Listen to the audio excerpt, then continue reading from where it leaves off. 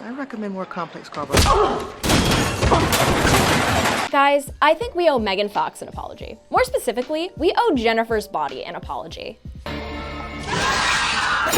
St. Jude, patron saint of all causes, please give me the power to crush this bitch.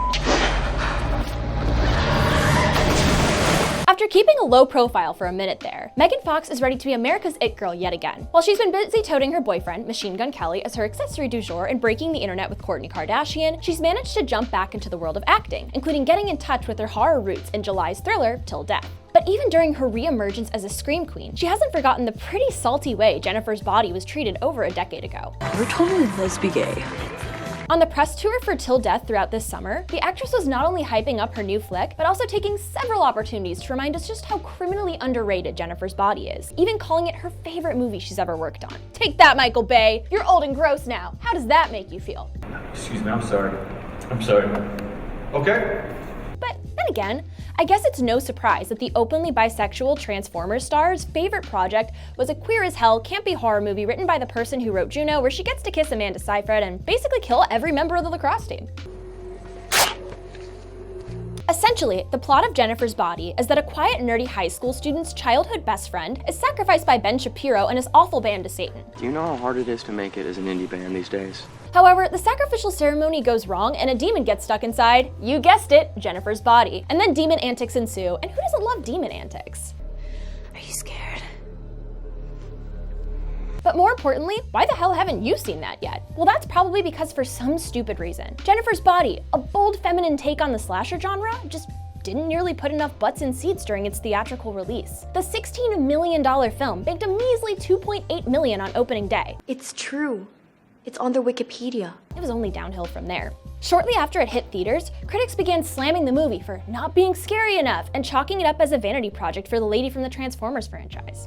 It was bad. But those hot takes couldn't be any further from the truth. From Megan's perspective, everyone seemed to have completely misunderstood what the people behind the movie were trying to do. And I'm inclined to agree with them. Let me say this again. Jennifer's Body was written by the same Oscar-winning screenwriter as Juno. It's a scary bisexual Juno is what I'm saying, just without Michael Cera. And it's just as funny and relatable as Juno too. You hear me, you bastard?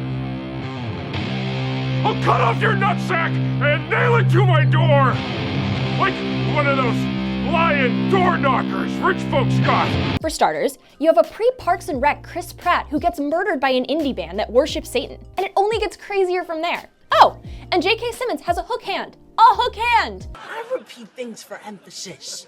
Emphasis! Maybe it's just because we have hindsight now, but the fact that we didn't all collectively realize Jennifer's Body was a genius satire of early 2000s pop culture is really our bad. It's a rock show.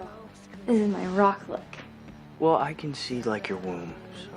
Megan Fox has gone on record saying the studio tried too hard to market this movie to teen boys by saying, look at the hot Transformers lady and Karen from Mean Girls Kiss. And while technically that's true, it could not have missed the mark any harder. Jennifer's Body isn't just a boilerplate scary movie where two women kiss. It's a film entirely dedicated to the struggles of discovering identity and taking that first step into the world outside of being straight, a step anyone who lives an alternative lifestyle of any kind has had to take at some point. Considering these tone-deaf dude bro marketing tactics, Megan Fox says she was pretty nervous about how her kiss with Seyfried's character Needy could be misinterpreted if targeted towards straight men rather than its intended audience. Women and members of the LGBTQI+ community grow uncomfortable with their identity. You want a stat?